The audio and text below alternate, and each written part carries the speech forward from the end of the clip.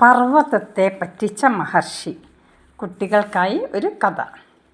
വലിയ അത്ഭുത ശക്തിയുള്ള താപസനാണ് അഗസ്ത്യമുനി. അഗസ്ത്യനോട് മത്സരിച്ചവരാരും ജയിച്ചിട്ടില്ല.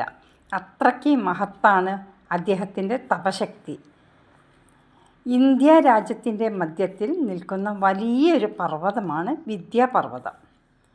പണ്ട് അതിന് ഇന്നത്തെക്കാളും തലയെടുപ്പുണ്ടായിരുന്നു.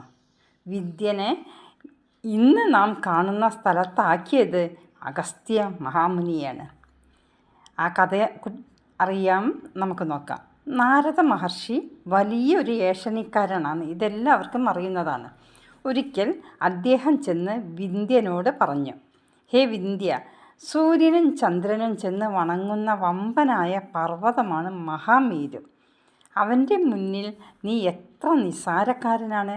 നാരദൻ്റെ വാക്കുകൾ കേട്ടപ്പോൾ വിന്ധ്യന് കോപം വന്നു. മഹാമേരുവിനെ ഒന്ന് പറ്റിച്ചിട്ട് തന്നെ കാര്യം.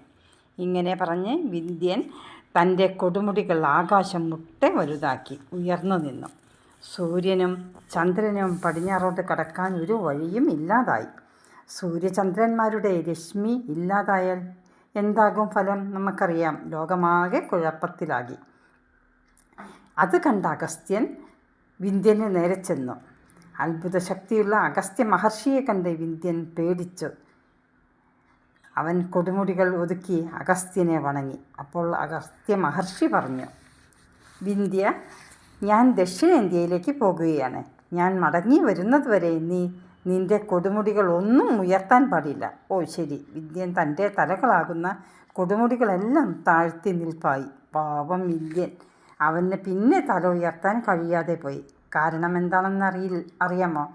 തെക്കോട്ട് കടന്ന അഗസ്ത്യമുനി പിന്നീട് ആ വഴി തിരിച്ചു വന്നില്ല. അങ്ങനെ അഗസ്ത്യമുനി വിന്ധ്യാപർവ്വതത്തെ തല കുനിപ്പിച്ച് ലോകത്തെ രക്ഷിച്ചു.